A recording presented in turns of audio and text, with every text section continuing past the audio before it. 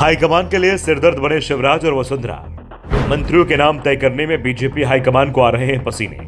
वरिष्ठों को लेकर जिम्मेदारी तय नहीं कर पा रही हाईकमान। शिवराज सिंह चौहान और वसुंधरा राजे सिंधिया दोनों ही अपने अपने प्रदेश में बेहद लोकप्रिय हैं। लोकप्रियता के मामले में ये पीएम मोदी को भी अपने राज्य में टक्कर देते हैं। कम से कम शिवराज को लेकर तो ये बात बीजेपी के नेता ही कहते हैं, क्योंकि मध्य प्रदेश बीजेपी में शिवराज का तो कोई विरोधी नहीं है। तो वसुंधरा राजे सिंधिया को लेकर उनके विरोधी भी ये बात तो मानते हैं कि राज्य में नेताओं में वो सबसे ज्यादा लोकप्रिय है।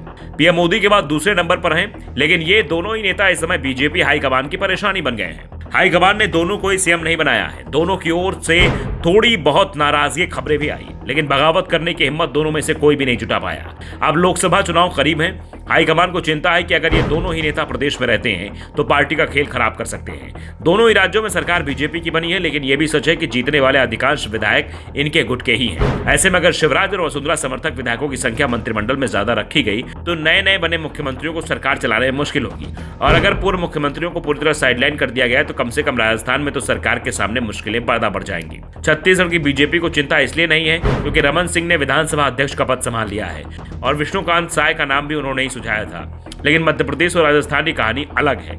फिलहाल बीजेपी के लिए राहत की बात यह है कि ना तो वसुंधरा और ना ही शिवराज बगावत की बात कह रहे हैं। जहां तक शिवराज सिंह चौहान का सवाल है, वे दिल्ली ना जाने और पार्टी से कुछ ना मांगने की कल तक रट लगाए बैठे थे, लेकिन दिल्ली से एक बुलावा आते ही झट से दिल्ली चले गए और वहां से बयान भी दे दिया कि जो जिम्मेदारी पार्टी देगी खुशी से उसे पूरा करेंगे।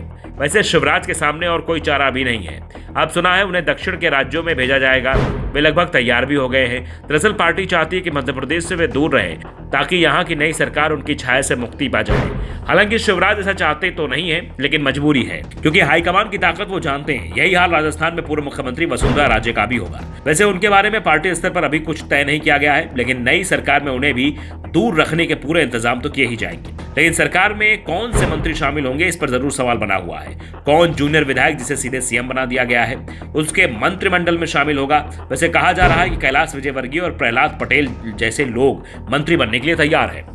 महत्वपूर्ण पोर्टफोलियो मिलने के वादे पर इन्होंने शपथ के लिए नए कुर्ते भी सिलवा लिए हैं। बस इंतजार इस बात का है कब मंत्रिमंडल का विस्तार होने वाला है। वैसे जो भी खबरें आ रही हैं उसमें कहा जा रहा है कि वरिष्ठ नेताओं को मंत्रिमंडल में शामिल करने का दबाव हाईकमान की ओर से पड़ रहा है। कुछ वरिष्ठ विधायक इंकार भी कर रहे हैं, वो सरकार में शामिल होने को तैयार नहीं है, लेकिन हाईकमान का आदेश होगा तो मंत्री भी बनने को तैयार है। वैसे ये भी कहा जा रहा है कि 3 बार से ज्यादा के विधायकों को संकेत दिया गया है कि अगर उन्हें मंत्री पद नहीं मिल पाता तो भी उन्हें कोई महत्वपूर्ण पद मिलेगा।